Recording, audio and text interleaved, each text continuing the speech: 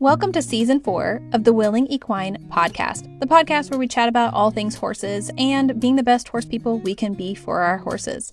My name is Adele Shaw. I'm a certified behavior consultant, and my passion is for creating positive relationships between horses and people.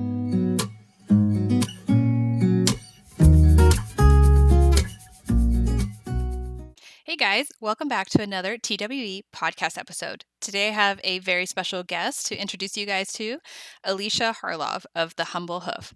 Alicia Harlov is a full-time hoof care provider on the North Shore of Massachusetts and a member of Progressive Hoofcare Practitioners. She also creates the Humble Hoof podcast, where she interviews equine professionals about factors that affect hoof health. She loves educating owners on how to grow the healthiest hoof possible and believes that getting a horse sound is often a matter of finding the right pieces to the puzzle. All right, thanks, Alicia, for joining us today. Would you mind starting us off by introducing yourself and sharing a little bit about you and what you do and what your specialty is? Sure, yeah.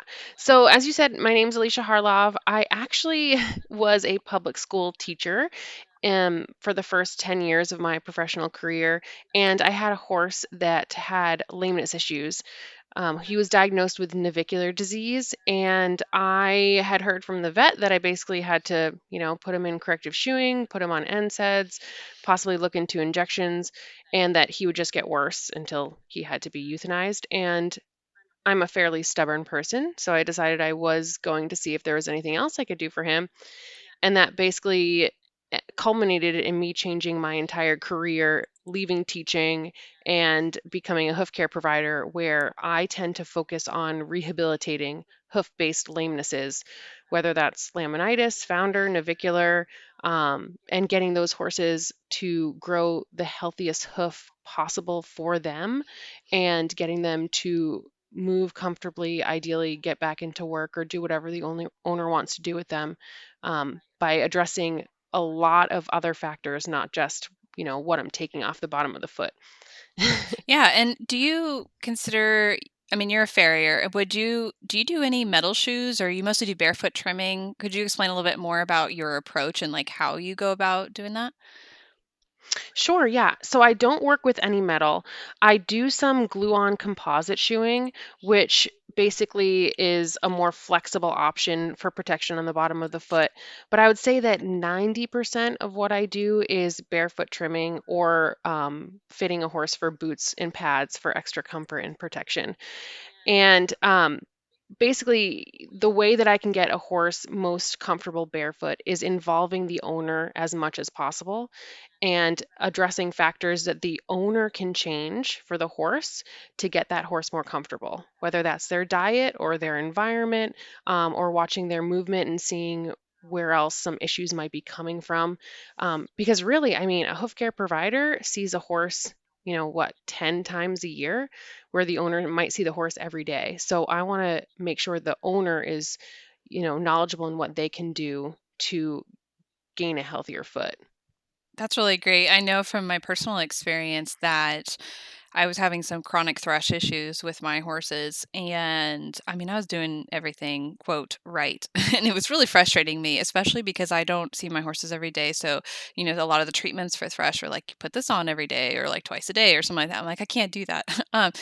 But then it turned out that it was actually a diet based issue. My iron and my copper and zinc were all out of whack and out of balance. And by changing that balance and getting the ratios right, I saw all my thrush issues went away within, it was probably 60 days or something. I didn't have any more thrush, and I've barely had any since then. Now, obviously, every horse is unique and every diet is unique and everything. I'm not saying that's the only answer to thrush, but for my particular horses in my particular case, I definitely saw that was just one experience that I had where diet had such a huge impact on what appeared to be a hoof issue was actually a diet issue. And that's just one example of so many that I have. And so I love that you bring that up about the diet. Oh, yeah, absolutely. I'd say that diet is probably, you know, 90% of hoof issues. And people just don't realize it because, we feed what we've always fed, kind of thing. Yeah. And we tend to just, go with whatever the barn is feeding, which I realize that some people are kind of stuck with what is provided in their area and such. But I just remember growing up Like I had horses for so many years before I independently kept horses. So I like owned them, but the barn really managed them and it's whatever they fed. Like people would ask me, what do you feed your horses? I don't know what the barn feeds them. And it's been more as an adult, horse owner and caregiver, that I've learned a lot more about nutrition and I've been very detailed about that. Like I send off my hay for analysis and I have a nutritional um, consultant come in and analyze that and look at that and then help me create like a custom mineral balancer for my hay specifically. And just anyway, it doesn't sound, it's not as hard as it sounds. Like it was actually pretty easy to do and not very expensive. So I highly recommend that to anybody that is interested. But that's just one area that has such a big impact on the feet and also in behavior, which we're going to dive into soon as well. But I'm curious, what are some other areas, like big areas, like if you were going to talk to horse owners as a general um, group, what are some of the primary areas have them start to look at first? So we've got diet. What are some other ones? I would say the two biggest factors, the one we already talked about, is diet. And then after that, I would say movement. In my area, I'm in the northeast of the United States, and a lot of horses are in stalls. I mean, some horses are in stalls 16 hours a day or more, and that has a huge impact on their hoof health. Because it's like us, like if we, are sitting around all day, our muscles and our tissues are going to atrophy. The hoof is a structure that needs stimulation to gain strength, just like other organisms. So that hoof, the more it moves over varied terrain, the stronger it's going to get. And coupling with that, environment is really important. Like if they're standing in dirty paddocks, and I don't mean mud, I think that mud can actually be kind of a good stimulation if it's packed into the foot and it's not, filled with manure and urine. It's when you get those nasty microbes that can eat away at the hoof tissue. Um, there are so many factors that affect hoof balance and comfort. Everything from their saddle fit can affect their movement, which affects how the feet wear, or their teeth, how comfortable they are in their mouth can affect their entire body. Body work throughout their body, their conformation. There's so many things that we can look at. And I think it's a disservice to the horse to just look at the hoof when there's so many factors that affect how that hoof is growing and how the horse is moving. Um, and that's partially what I try to get owner education on. And it's hard to get into one podcast interview because there's just so many things that we could talk about that can affect the feet. For sure. And it's all a big cycle too, because I was actually just talking to somebody about this where I have a horse that she's high low. So one foot is like really high in the heel and the foot is really high and tight. It's not a club foot, but it's just high. And then the other one's really low and flat. And so it's very circular in the way that it's impacting her movement and her body, but then her body and her movement are impacting the perpetuation of the high low. And then it just keeps going round and round and round. And so you have to jump in there and start working on both sides of the equation to start to see a huge change going forward. And, obviously confirmation comes into play, and there's only, you can't just totally switch the feet that are on the horse or the conformation of the horse. Um, they're born a certain way too. But that's just another example of how it is so, like you said, so integrated. It's all connected, and there's not just hoof problems, and there's not just movement problems, and there's not just saddle fit problems. It's all connected, and I love that. And even I think people don't even think about the dental impact. Like the feet can impact the teeth, and the teeth can impact the feet, and also the rest of the body. So it's such a cool way, but also can be so overwhelming how connected everything in this is. Why having that team, your care provider team for your horse, and have all those professionals on board is so important. Yeah, absolutely. And it can be a rabbit hole, Oh, honestly. for sure. So, yeah. um, very cool. Well, I would love to ask you about some of the common behavioral symptoms you have seen for your clients' horses that have been directly linked to hoof pain or balance issues. And so I'll give you an example of kind of what I'm thinking of. And this is one of the reasons I started thinking about reaching out to you. And I've talked to my own trimmer about this too. I have a client's horse where we were seeing a lot of aggression and reactivity, and to the point where the horse was physically attacking people. Um, and it presented as a behavioral problem, meaning that everybody looked at it as like something's wrong with the horse's training. We need to fix this training wise. But the longer I worked with her, well, actually, it became pretty obvious right away because you could just take one look at her feet and kind of see what was going on. But she was in a lot of pain on her feet. Her feet were very flat. She has very thin soles and she could barely move on them. And so she was very sensitive and sore as she was walking around. So when I started looking at that in combination of when her reactivity was occurring, meaning the time of day and like the environment, the situation, most of her reactivity started happening when she didn't want to move, but she was feeling threatened, but she didn't want to move because her feet hurt. So she was trying to prevent, like, she was trying to change the situation so that she didn't have to move, but also protect herself. So instead of having a flight response, so like moving away or fleeing, like most horses will usually opt for initially, she was very um, incapable of doing that because of the amount of pain that were in her feet.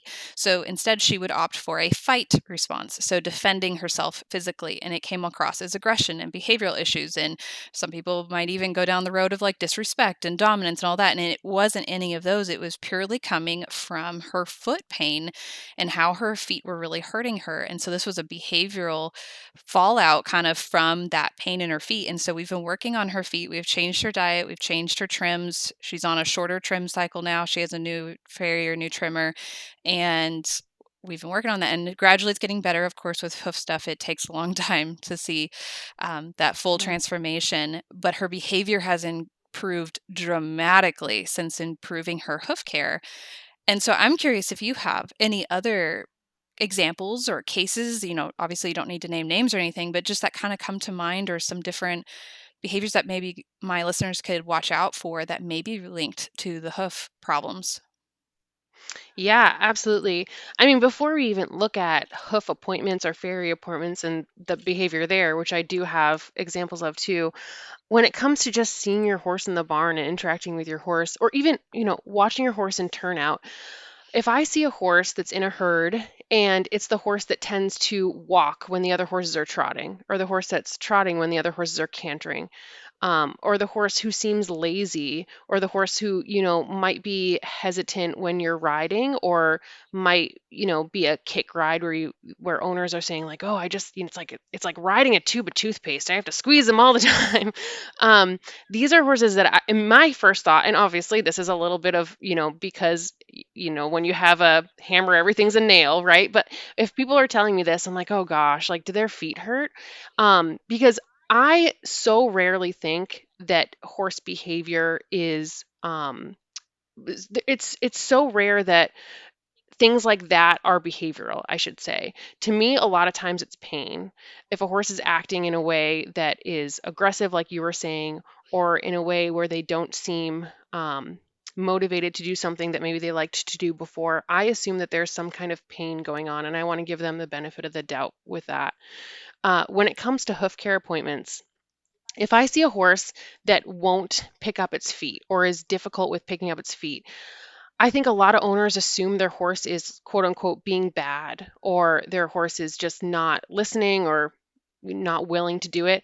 I assume if a horse won't, pick up its feet when I ask, and it has, it knows what I expect of them, and it's been trained in the past to pick up its feet, I assume they don't want to put all of their weight on that opposing foot.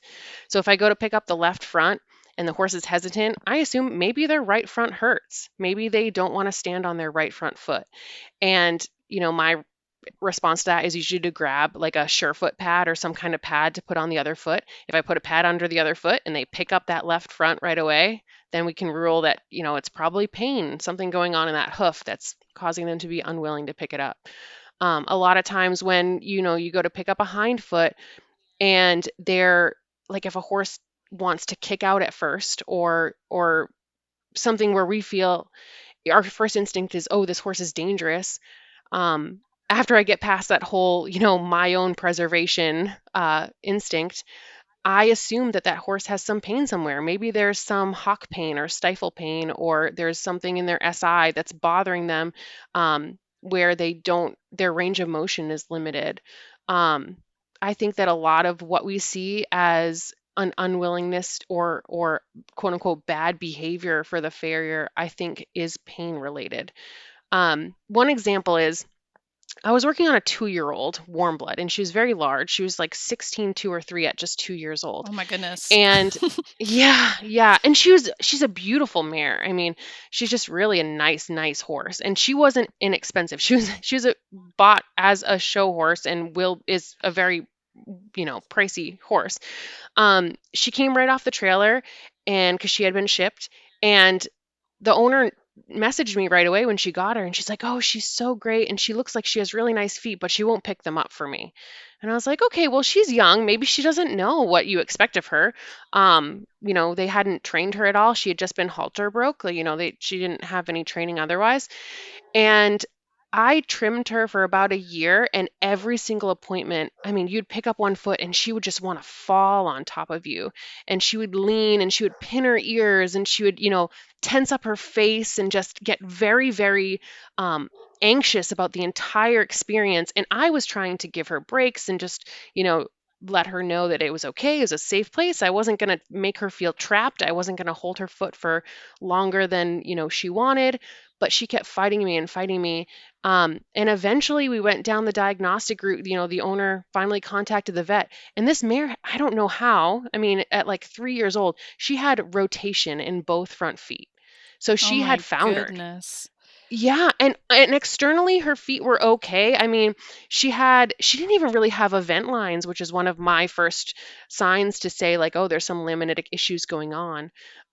She had, very wide kind of platter type feet, but part of me was saying like, oh, she has, these flares because I'm not able to bring her foot in as much as I want because I'm trying to, respect her time and her trim, and I'm not, trying to be selfish in how long I have her foot up.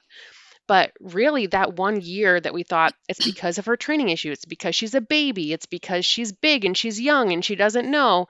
It was all, she had laminitis the whole time, which is so sad to me that we didn't get it earlier. That reminds But yeah, me so much of a warm blood I had a long time ago. And long story short, he ended up being euthanized from chronic pain and behavioral stuff. He was self mutilating and it was just really bad. And that's a whole nother podcast episode. And we did a necropsy on him or an autopsy, whatever. And he had foundered in all four and nobody knew. wow. And he also had DSLD, which also we didn't know. And it was just like, of course, this horse was just miserable to be around. He was miserable. He was in so much pain. He was just suffering, and we had no idea. I mean, we had some idea about the other pain, but not about those. So it was just like extra on top of it. And that's just so wild. And also, that story that you just shared really reconfirms I'm very passionate about getting regular hoof X-rays and just making sure Yeah, radiographs, making sure that we're good, that everything's on track. And that's a crazy story, especially for such a young horse. And I know. Yeah, it was really, I mean, we found the answer, and the mare's much more comfortable now and she's doing well, but it was just it was sad to me to realize that I had this, you know, nagging idea in my brain like I think she's in pain, but the owner was like, "No, she's just young and she's a baby and she can't be in pain. Like look at the way she trots in the paddock." I mean, she moved beautifully. Um, I think that they're sometimes horses are more stoic than we give them credit for too. 100%. I completely agree. I have, and I just shared about this on one of my previous podcast episodes, but I have a young mare. She's 6 now, and she's had on and off issues with the farrier. She's doing really well. I happen to have a unicorn of a farrier, meaning that she's just super patient and helps and does all the cooperative care stuff with me. And she's just amazing and has excellent um, barefoot trimming skills and works with founder cases, all that. Anyway, she, we had, I'd been working really intensely on her training, and she's had really good training from a very young age and everything's been going great, but she was still having like on and off issues, and it would come and go, and it wasn't always trackable. Like I couldn't figure out what the triggers were for some of her issues, and why she would get like sour a little bit about the trim. So her facial expression would change and she would move away. And it was weird because sometimes she would and sometimes she wouldn't. Meaning, like some days she was great, just standing there, no problem. And then some days she was having a problem. It turns out, though, that she has PSSM, which is a Mm. muscular condition that really impacts their ability to stand for hoof trims because of the pain in their muscles. And that's just another story that goes along with what you were saying, where there's so much that can impact their ability to stand for the trimmer, and it usually is pain related when they're not able to with good training. Like let's say they've had good training and the owner's been consistent and you've been consistent and everybody's really patient. If it's continuing to perpetuate, if there's continuing to be issues, usually we need to start looking for pain somewhere in the body, because horses are pretty easygoing and want to do the thing we want them to do usually. Um, and I completely agree that giving them the benefit of the doubt, looking for what's causing their reluctance to stand for the trim, for the farrier, is where I always recommend going. And we go back to pain versus behavioral. Behavior always has a cause. There's always a reason for why the horse is doing what they're doing. Sometimes it's a lack of understanding and a lack of clear training, but a lot of times it's either coming from pain, it's coming from a past reinforcement history, it's coming from something else in the environment. So it could be stress or anxiety or whatever, their companion's too far away, but there's always a cause for the behavior. So it's not just like the horse woke up that day and was like, I'm just not going to be good for the farrier today. So there's always a cause. But most of the time, or a lot of the times, I should say, like you mentioned, if it's continuous and it's despite our best efforts, they're continuing to have issues, it is going to be pain related. So I love all those stories that you, or those examples that you shared. There's such great and very common, unfortunately, examples of what could be causing the issues. Right. And I mean, I tend to probably gravitate more towards pain when it might not always be pain, but I would rather rule that out and know that we have a comfortable horse to start For with. sure. I agree. Okay, so questions now is when we're in a farrier appointment, so let's say I'm a horse owner and caregiver and I have called you for an appointment and I want you to come start working with my horses. What are some of the things that you would like to tell me, and then through that, it would be all my listeners, of different ways that horse owners could prepare their horses for farrier appointments and some of the behaviors that you would like to see the horses do during the appointment? So, what's your ideal client, basically, your ideal horse to work on? What does that look like in with specifics? Because I know we can say, like, okay, they're just easy to work on. That's kind of a general in this and subjective. I'm looking for more like, how would you like them to stand? Where would you like the handler to stand? Would you like there to be a handler there the whole time? How would you like them to prep? Before you get there, do you want the feet washed off? Stuff like that. Do you have some things that you could share with us that would help? Sure, yeah. I mean, to start, I would say that in terms of having the owners at the appointment, if the horse I feel is a horse that is comfortable with me and I feel safe working on the horse, I'm okay if the owner is not there. I know that's not true for all hoof care providers, but there are horses that I've been trimming for 4 years or, a handful of years, and I know them really well. And if our schedule doesn't line up, I'm happy to go in and trim them without the owner there. Those tend to be horses where, I can take them out of their stall, and whether I have them, just ground tying and standing there, or I, put them on cross ties, I put them there and they're happy to stand. They'll pick up a foot when I ask for that foot, without, feeling like I have to continually, I don't want to say fight them to get their foot up, but not feeling like they're going to be fighting me with their foot in the air. A horse that's not yanking its foot back and forth, That's really, really hard on our bodies as hoof care providers. Um, I can say that if I have a whole bunch of horses in a day where they're not moving their legs, they're not yanking back and forth, they're not slamming their feet down, I can trim, 15 or more horses in a day. But when I go and see horses where, and it's not always their fault, sometimes it's pain related, and they just slam their foot down because they can't hold it up anymore, and they've been taught not to give too many warnings in terms of them wanting their foot back because they've been, maybe reprimanded in the Mhm. past. So if they suddenly slam their foot or suddenly yank their foot and it yanks on my body, I can maybe do 5 horses before my body feels the same way it does as trimming 15 that don't yank on me. So it's a big, big difference. In terms of having their foot in the air, I'm one who is very, I don't want to say forgiving, but I'm very understanding when it comes to horses needing breaks, and I'm okay with that because all horses are at different, levels of comfort and at different stages of their training. But an ideal horse, I want that foot in the air for about 2 minutes. And that can be a lot. It can be a lot to ask of them in terms of their attention span. It can be a lot to ask in terms of their comfort.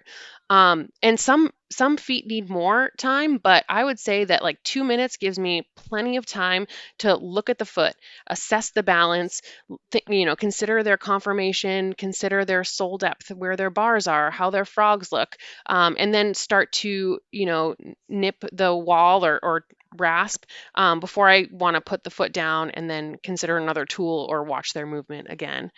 Um, Typically when I get to an appointment, the first thing I'll do is watch the horse, walk up and down the aisle before I work on them.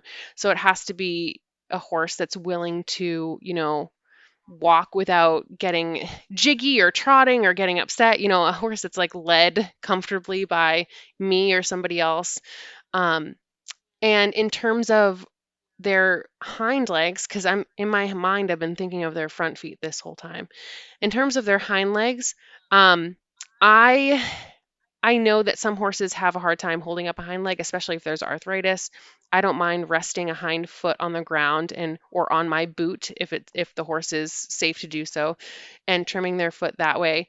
But I am usually unwilling to work on hind feet if the horse's response is to kick out. Mhm. And that's just because, this is our livelihood, and one kick can put us out of work for months. Or, there have been hoof care providers that have died from, one kick. Um, and I tend to see that more. I've been kicked to the ground by a hind foot. Um, and I know that front feet can be dangerous too, but I tend to be more cautious with hind feet. So, horses that are willing to at least hold their hind feet up behind them without kicking out sideways or, kicking at me. But also, an ideal client for me would be able to pull their hind foot forward, sort of under their belly, so I can rest it on the hoof jack. Um, and that tends to be where I get the most nervous because when I'm pulling the hind foot forward, I'm in a position where I can't get away quickly if they kick out sideways. And that's the only time I've been hurt is pulling a hind foot forward like that. Um, and I guess I missed this part with the front feet, but also with the front feet, um, I prefer at the end of the trim to pull that front foot forward on the hoof jack and finish that hoof from the top. And a lot of horses, I would say at least 25% of the horses I see, really struggle with pulling their front feet forward. And I think some of it is a tension thing, like their tendons or their ligaments or their muscles higher up the limb are just too tense and it's uncomfortable for them. Like I said, going back to pain, it's uncomfortable for them to have their foot forward. I think for some horses, it's a balance thing. They haven't been asked to pull their front feet forward, and so they're not quite sure what I'm asking of them. They're not sure how to balance with one leg out in front of them. Um, but usually I want that foot pulled forward on the stand for 30 seconds. If they stand quietly with their foot forward for 30 seconds, I can usually get done what I need done.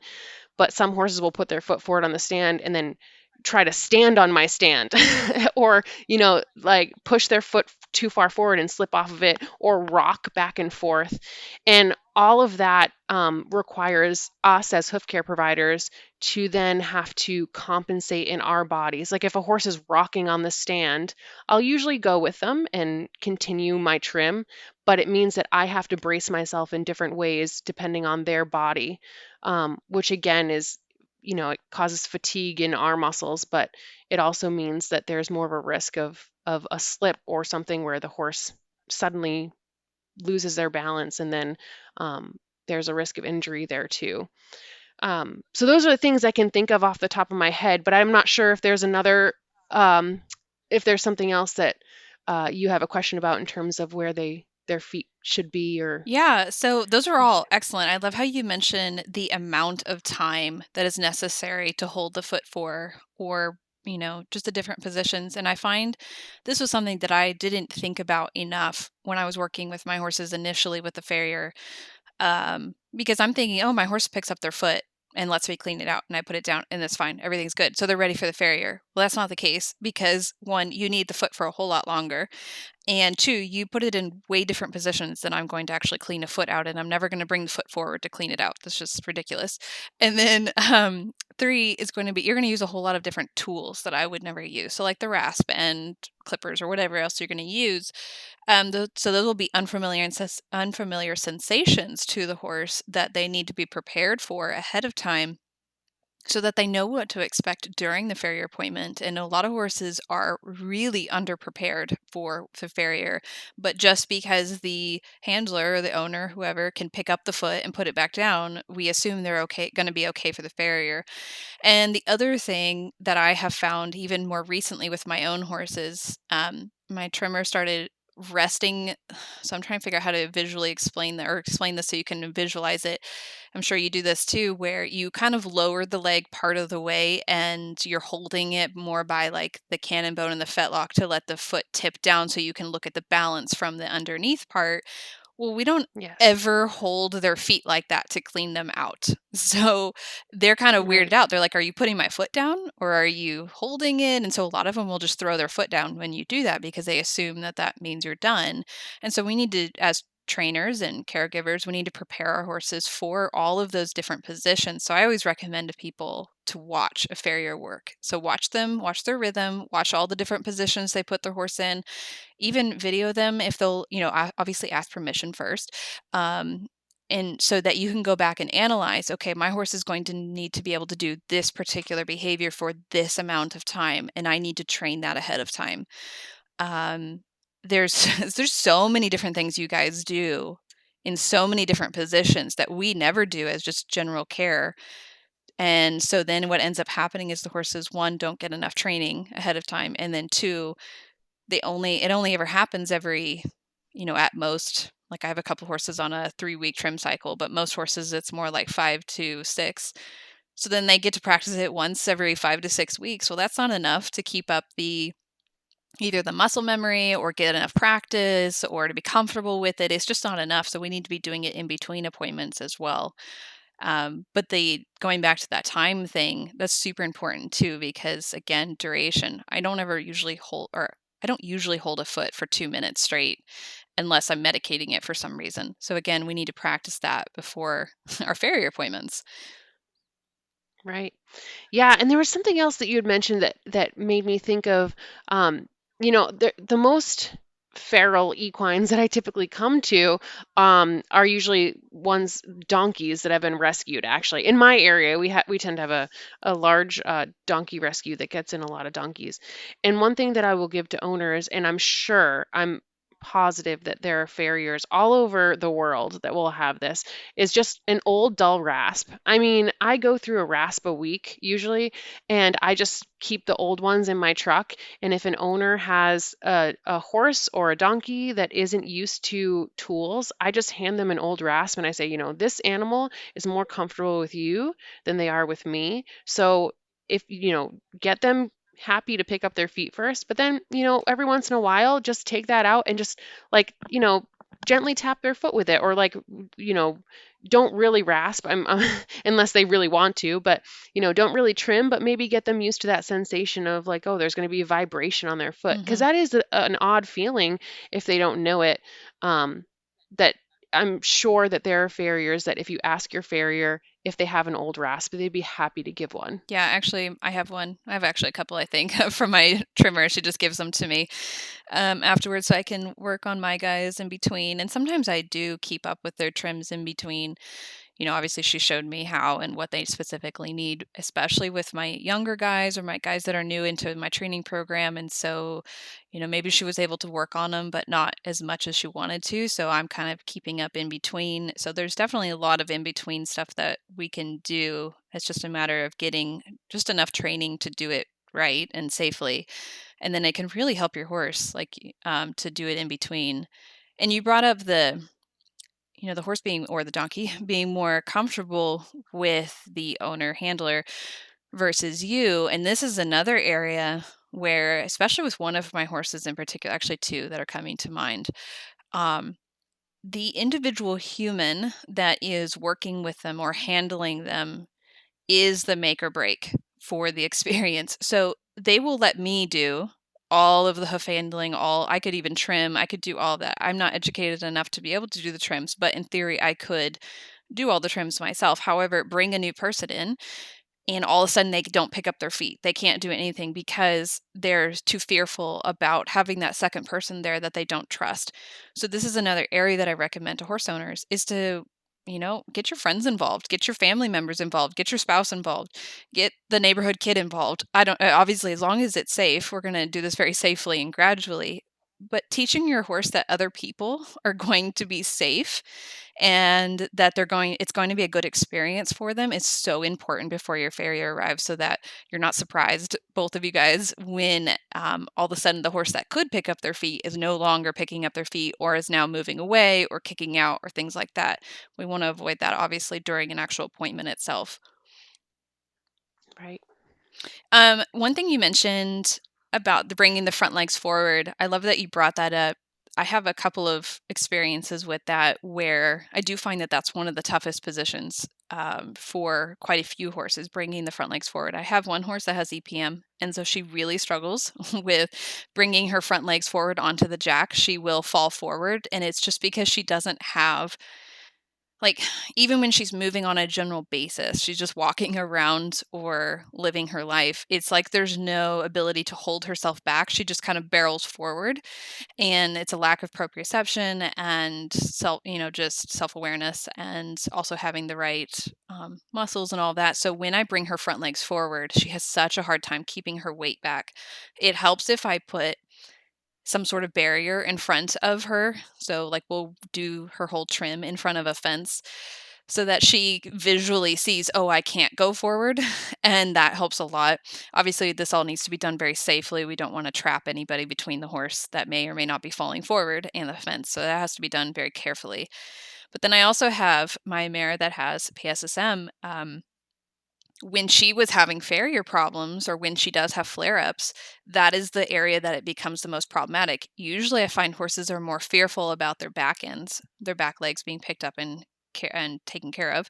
But she was having the most trouble with her fronts, and it was because her chest and all of her muscles and her front end were so sore and tight that trying to bring that front leg forward was really painful for her. So that has been a very interesting experience on how to help her out with that. And this just goes back to if your horse is doing something and you've done a lot of training and work, then we need to go look at pain being the cause. Something as simple as bringing the leg forward could actually be uncomfortable for your horse, could actually be a cause for pain. Um, but the other thing I want to bring up, because most of the people that are listening to this episode are going to be exploring or considering or actively using positive reinforcement, which usually involves food and feeding during farrier appointments, may be a thing that's happening. I know from my appointments it does. Um, and one thing that can really help with that falling forward motion in the stepping forward and pushing into that jack, is your feeding position, how you're feeding. I find that a lot of people feed too far forward and are actually encouraging the horse to come forward, which then sets their motion forward. And then you're pushing on the jack, and then everybody just tumbles forward, and then it's dangerous. So, choosing how you're feeding and where you're feeding can really set your horse up for success and help prevent them from doing those different motions that you're not looking for. And so, we have to be very cognizant of where we're standing and what we're doing that is either helping or hindering our horse during the appointment. And that's just something you guys can consider, even maybe record. Like, I'm a huge fan of video recording. So, video record your farrier appointment. It's not, maybe you're not recording it because you don't think of it as an active training scenario, but it is. It's 100% an active training experience for you and your horse and your farrier. And if you record it, you can go back and kind of analyze, like, what was I doing to help or hinder this situation? How can I better set my horse up for success? How can I set my farrier up for success? Because we want them to be happy and safe and healthy, and want to come back too. So that's a huge part of it as well. Anyway, that was kind of a tangent I went off on, but that's just everything you mentioned made me think of that, of how we can really there's so many different factors that go into this that can either make or break the situation for either the horse or us, because it can be very stressful for us as a handler and an owner, but also for the farrier. You guys are in a very risky position, and I would hate for something to happen, because I don't want that to happen to you, being the farrier, but also for, you know, this is not good for anybody for something bad to happen. So, Right. yeah. Yeah, and actually, as you were saying that about all the ways that you can address or things you can look for when pulling their front feet forward and the ways that we can address that, I was also thinking about how a lot of owners don't have hoof jacks, and that's a tool that we use. And it's an expensive tool, so I don't expect owners to buy it to prepare their horse to use it. But in terms of pulling the foot forward, the front feet forward, find a mounting block or like a tree stump, anything that they can sort of rest their foot on. I tend to most of the time put their frog on the the hoof jack so that their frog is taking the weight. I just do that because a lot of the horses that I'll come to that are rehab cases have thin soles, so I don't want them resting on their soles. But if you can find something where they don't mind resting that frog somewhere or putting their foot up, just so that it's something where an owner might be able to pull that front foot forward and hold it, and that horse is okay. But then if you put that foot on something, they're not sure what they're supposed to do, I think, um, because they just don't have anything keeping it there. They're just wondering what's going on. So, yeah, if owners don't want to buy a $200 hoof jack, they could find something of a similar height, and just get their horse used to resting on it and keeping it there for a little bit. Yeah, that's a great idea. I happen to have a hoof jack, but I have a lot of horses that I'm working with, so it's beneficial for me. I Right. specifically work on hoof handling issues quite a bit, so it just ended up being an investment into what I do. But for the average horse owner, those were all really great recommendations for just practicing bringing that foot forward and resting it on something. Lots of ways we could do that. Okay, so I Yeah. have a question. So I do have a couple horses, like you mentioned, where we've got arthritis, or maybe they're young and unbalanced, or maybe we've got EPM or whatever, which I can only do so much training. Like, a lot of it comes down to physical limitations. Um, how do we help you as a farrier from a trainer's perspective? Like, so what is something that we can do to help the situation when a horse is going to need to have their foot put down quite frequently, or does move around a little bit more than either of us would like? Because at some point there's only so much we can do. So how do we help improve that situation from our end of the equation? Yeah, I mean, I'm really big on communication, and I hope that most people listening would be it too, But I ask the owners or anybody who contacts me, and wanting to be a new client, I ask them to just let me know if they have any concerns about the appointment or anything that they think could come up as an issue. And I know some people are worried about telling a potential new farrier that their horse struggles with hoof care appointments, but it's better to let the person know than to have them show up into a situation that they might not be prepared for.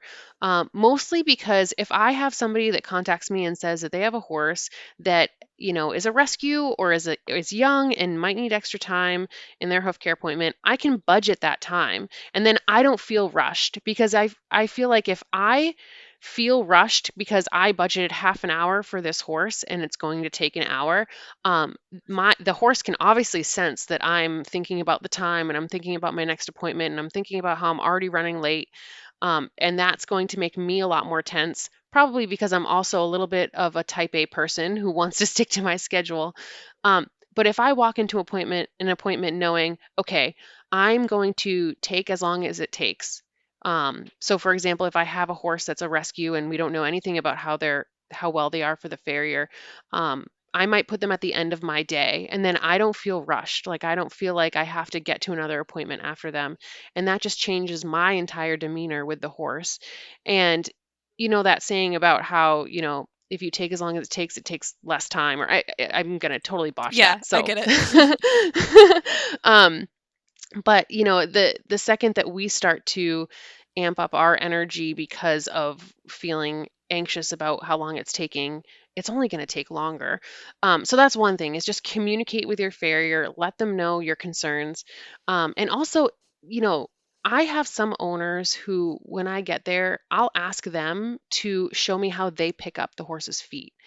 And this is twofold for me. One, it's showing me if there are cues or things that the owner does that will help me in communicating with the horse better, so that I'm asking them in a way that that horse feels comfortable, or in a way that that horse knows what to do when I ask them to pick up their feet.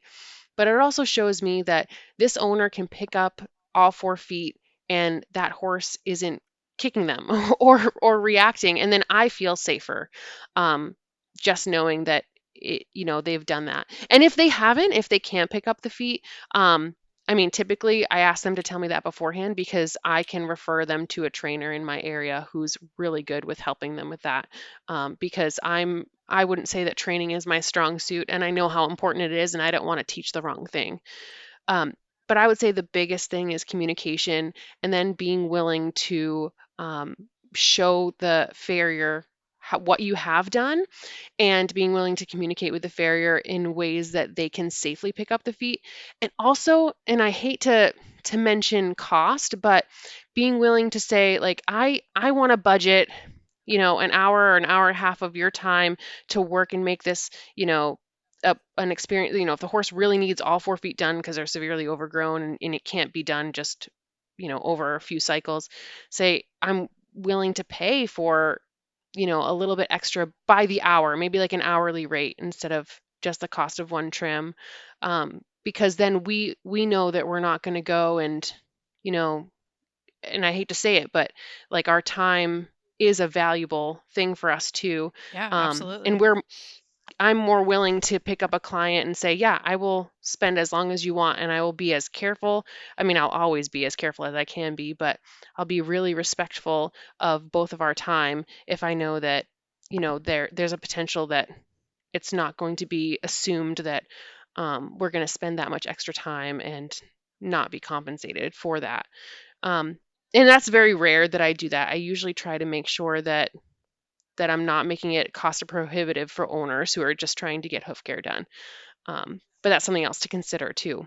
I think a lot of owners, and I love that you brought that up because that's often a recommendation I give to people who are worried about how long it's going to take, or the farriers will rush. I've worked with a lot of farriers throughout the year, and I understand that they're doing it a per head, kind of per horse situation. That's how their business runs. That's how the industry runs. I kind of wish it would change, but um, I I talk to them about providing that information to their farrier and just be like, "Hey, if it takes longer than the average horse, I will pay you for your time." And like, as if it was 2 horses or 3 horses or whatever. That's not a problem. And I think a lot of owners are very willing to do that for a farrier that will be very patient. So it works together. It becomes this mutually respectful and understanding relationship, that works out really well. And then the horses they pick up on it. They pick up on how what our dynamic is with our farrier and what we're feeling during the appointment. So if the owners are stressed during the appointment, the horses are going to pick up on that. And if the farrier is stressed during the appointment, the horses are going to pick up on that and it's going to make it go terribly. So going back to the uh kind of that saying that I think I would botch just as much is, if you give it plenty of time, if you set lots of time and you have no agenda and you're just like, it takes however long it takes, then it will go so much smoother and it'll end up being much faster than anybody expected it. I can't tell you how many times that has played out. Just so true. It's so accurate throughout all of my experiences with training, with hoof handling, with anything. So that is a really great recommendation you gave, and the communication aspect is so important in like understanding the horse's cues. And this is something that I really try and drive home for people because, and goes back to that recommendation I had of like, watch your farrier work like on a different horse. If they'll let you watch them work on another horse, whatever hopefully that works out. That would be so valuable because then I can see, okay, how does my farrier move? Which foot do they do in what order? Like, do they start off with the front and then go to the back and then go around that way? Or do they do both fronts and then do both backs? And then which one do they usually start with? Um, how do they pick up the foot? How do they stand? How do they lean over? Where do they put their hand underneath the foot? How do they hold it? How long are they holding the foot up for? In what position are they holding just like all of these different little nuanced things from the horse's perspective. These are all cues. They're all cues and they are all very, very meaningful. They are very important. And this goes to how horses think and how they categorize things. Our brains work differently. So we tend to say, oh, they're picking up the foot, they're picking up the foot. Like you picking up the foot versus me picking up the foot, we're just all on the same page. We're just doing the same thing. And we don't pay attention to those little tiny nuances. Our horses, on the other hand, if you lean over um, 6 inches and then I lean over 12 inches, those are two totally different actions. And it's that nuanced to them. Now, most horses can generalize quite well, but especially when you're working with a fearful horse or a young horse, they haven't learned to generalize quite as well yet. Or have a hard time doing it, or just don't feel safe when something changes. So paying attention to those little things is so important. And then finding a farrier that will be willing to modify what they do to help your horse this is another reason I call my farrier a unicorn farrier, because I have a couple of horses, but one in particular. Um, you don't touch her leg, you don't touch her body, you don't touch anything. You stand by the foot you want and you say pick up, and she picks up that foot and holds it there. Then you slide your hand underneath her foot and then she'll hold it there as long as you want. And she is the most amazing client, meaning the horse is fabulous for my farrier. My farrier is always raving about how good she is. But if you were to walk up to her and touch her body first and run your hand down her leg and then pull up the leg, she would be very upset with you. And so, Yeah. but I had to teach my farrier how to do that. And she was very willing to do that. And that is also a rarity. So that's all, again, going back to that communication point that you brought up is so important. Yeah, absolutely. And one other thing I didn't mention before too is just because horses, like you said, are going off of our energy, our demeanor, our tension, our anxiety, like just assume that, I know this sounds probably too optimistic or happy-go-lucky, but just assume that it's going to go well and just have that vision in your mind that this is going to go well and we're going to deal with whatever comes up. Because I know the times where things have not gone well have been times where I walked into it dreading it or feeling like it wasn't going to go well. um, so just have a little optimism in that and just realize that, whatever comes up, you can troubleshoot it together. I had a horse that had kicked out at a farrier, or this farrier that I work with now, once. And I knew after that experience that she would be inclined to think that the horse would kick out again in the future, which is a reasonable thing to think because she did it once. So what's to say she won't do it again, which any horse could kick. But, once you've experienced it, you start to become a little bit more cautious. And then our nervous system starts responding accordingly. And we're on like self defense mode. So what we started doing, because I didn't want her to be in that mental space, I didn't want her to be concerned and really anxious and worried about it, even though she's been around tons and tons of horses. We're all trying to take care of ourselves, and it's a natural survival instinct. And you guys, like you said, have a job to do, and it's your livelihood, and one kick could mean a lot of damage. And so what we started doing is I actually would go and pick up her foot for the farrier and hold it temporarily, make sure everything was okay. And then she would come and step in and take the foot from me. And that helped everybody stay really calm and relaxed and to be kind of in that optimistic mindset like, oh, this is going good. The horse is okay. And everybody was much more relaxed and the appointments went so much better for after that. And now we don't need to do that anymore. But we did that for the first couple of months after that bad incident. And so that's just that's an example of something maybe owners could do to help their farriers out. And it kind of ties into that example you gave of like the owner showing you that they can pick up their feet and how they pick them up, etc. Right. Yeah, exactly. Okay, so how can owners and caregivers talk to farriers about handling the horses and what to do in situations should it go poorly? So, like ahead of time, you know, I guess we're out. I'm coming from a perspective of I do a lot of rehab work. I do a lot of retraining. I work with a lot of horses with really bad experiences with farriers and hoof trimming and hoof handling in general. Sometimes it's from the owners or previous caregivers, and sometimes it's from the farriers. And it is super important to me, really important to me, that whoever is working with this horse from this point forward, when I'm there and I'm interacting and I'm taking care of the situation, that they don't um, accidentally take over or unintentionally or intentionally take over the situation and make the situation worse should things start spiraling downhill. So, should the horse start yanking away their foot, should the horse get anxious and start to move away, what do you think would be a good way to approach having that conversation with the farrier before they start working on a horse, if that makes sense? Yeah, no, I know what you're asking, and I don't know that I have like the best answer, because I think sometimes it comes down to finding the right fit in terms of a hoof care provider. Because when I think about when I wasn't doing my own horse's feet and I was just an owner, there were definitely farriers that were more willing to accept like feedback or information in terms of like this is how this horse does best, and I want to set this appointment up for success, and I really want it to be a good experience for the horse, but I also want to keep you safe and have it be a good experience for you as the farrier. And these are the things that we do with this horse in order to make them comfortable. And would you be willing to do X, Y, and Z to make sure that this is a good experience? And there are a lot of people who are more than happy to accommodate, because obviously we want it to go well, we want it to be a good experience for the owner and the horse, and we want to keep ourselves safe.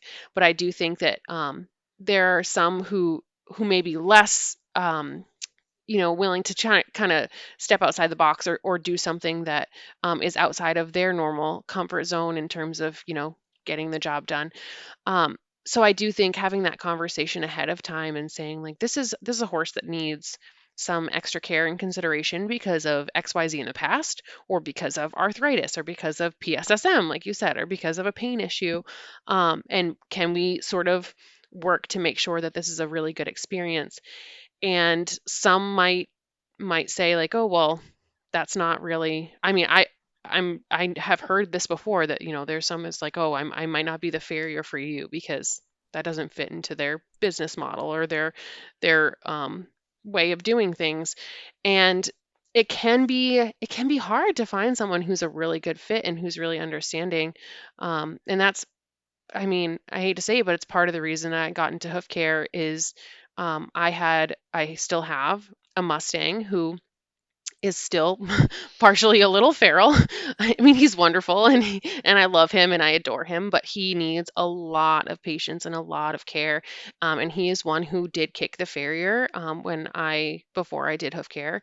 And I had to work with a few different people before I found a few who were able to help me actually care for his own feet myself, because ultimately he is the best with people who are handling him pretty much daily or multiple times a week.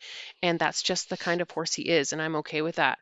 Um, but ultimately, I think it comes down to having that conversation and finding someone who's a good fit. So I'm not sure it really answers your question, uh, but No, yeah, that's sort of I think my solution. that's good. I would be super respectful of a farrier that said, I don't think we're going to be the right fit." I would rather have that conversation up front and have them tell me that than to get Yeah, a couple appointments in, or even the first appointment in, and then have them do something that I don't wish them to do and regret it later, and it just not set everybody up for success, and then just be one more experience that that horse has that wasn't pleasant, or the way right. that we had been training it, or whatever.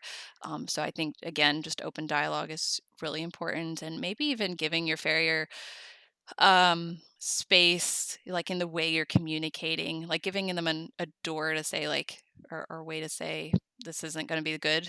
So maybe say, hey, this is how I'd like to do it. If you're not sure, maybe we could experience it together. And if you're not comfortable with it, just let me know. I no hard feelings. 100% we're going to be okay, and we'll just go our separate ways, and that's fine. I feel like that would be great if both parties could have that open dialogue and feel safe enough to communicate that with each other and feel confident in what they do and what they don't do. And that's okay for that farrier to not be comfortable working with a horse that is going to have a hard time. That is 100% okay for somebody to say and to make that part of their business decisions. Like, they're just not going to work with difficult horses. That is 100% within their rights to do. And I would rather them make that decision than to get themselves in a bad spot and then regret it later, you know? Right, exactly.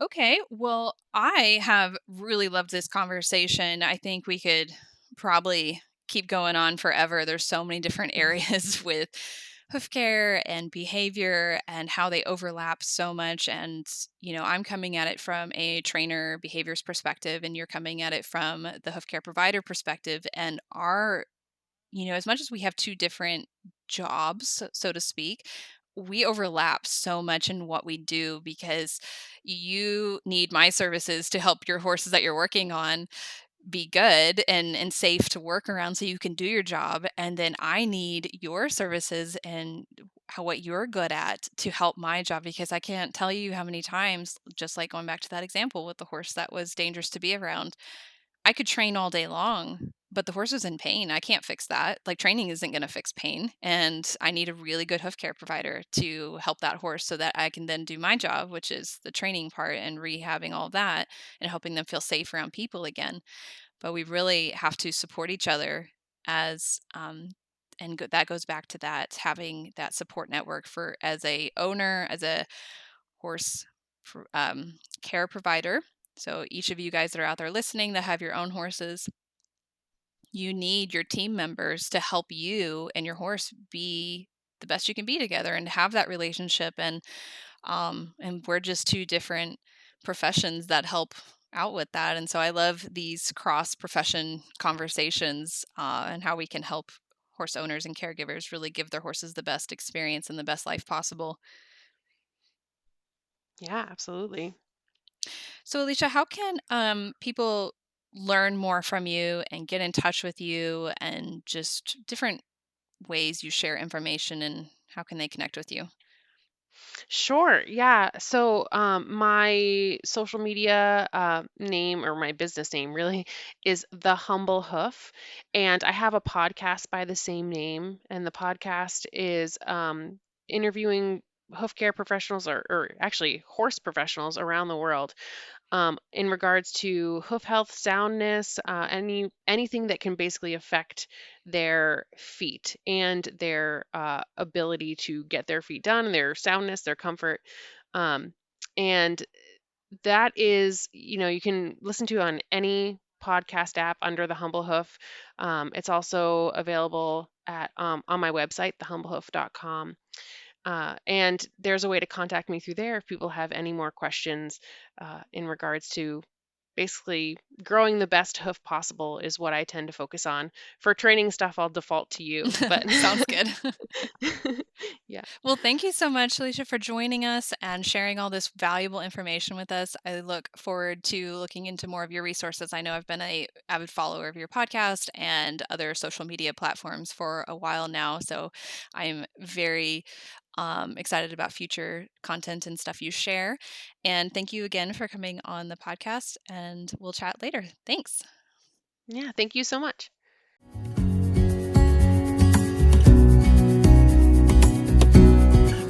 Thanks so much for listening. If you enjoyed this podcast episode, I would love if you left us a review on wherever you listen to your podcasts. If you'd like to learn more, head to our website, thewillingequine.com, where you'll find a bunch of links to our different social media platforms. We have Instagram, TikTok, YouTube, Facebook, pretty much everything.